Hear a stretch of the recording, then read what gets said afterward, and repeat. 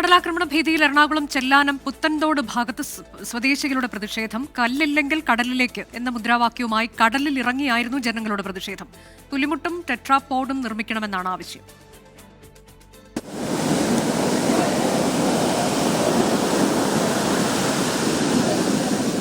ചെല്ലാനം മുതൽ പുതിയതോട് വരെ 7 കിലോമീറ്റർ ദൂരമാണ് നിലവിൽ ടെട്രാപോഡ് നിർമ്മിക്കുന്നത്.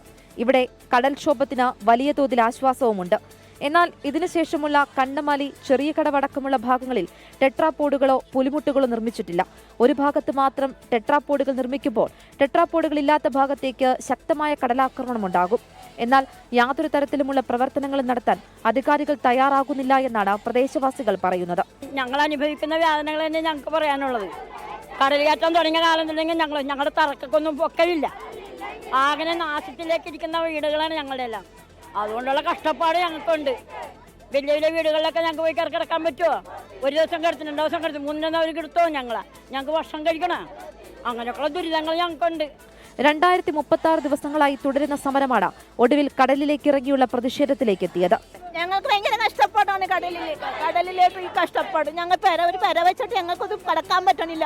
വെള്ളത്തിൽ കിടന്ന് ഞങ്ങൾ അനുഭവിക്കണേണ്. എത്ര കൊല്ലങ്ങൾ അനുഭവിക്കുന്നറിയാമോ? ഒരു ശാശ്വത പരിഹാരം ഇല്ലെന്ന് അതുമായിട്ടും. ഘട്ടം ഘട്ടമായി ടെട്രാപോഡുകളുടെ നിർമ്മാണം പൂർത്തീകരിക്കുമെന്നായിരുന്നു സർക്കാരിന്റെ ഉറപ്പ്. എന്നാൽ ഫണ്ട് കണ്ടെത്താൻ സാധിക്കാത്തതും നിർമ്മാണം പൂർത്തിയാക്കാൻ തടസ്സമായി. എന്നാൽ കടൽഭിത്തി നിർമ്മിക്കുന്നതിന് പോലും സർക്കാർ തയ്യാറാകുന്നില്ല എന്നാണ് ചെല്ലാനം, കണ്ണമാലി പ്രദേശവാസികൾ പറയുന്നത്. പദ്ധതി പൂർത്തിയാക്കിയില്ല എങ്കിൽ പ്രതിഷേധം ശക്തമാക്കാനാണ് പ്രദേശവാസികളുടെ തീരുമാനം.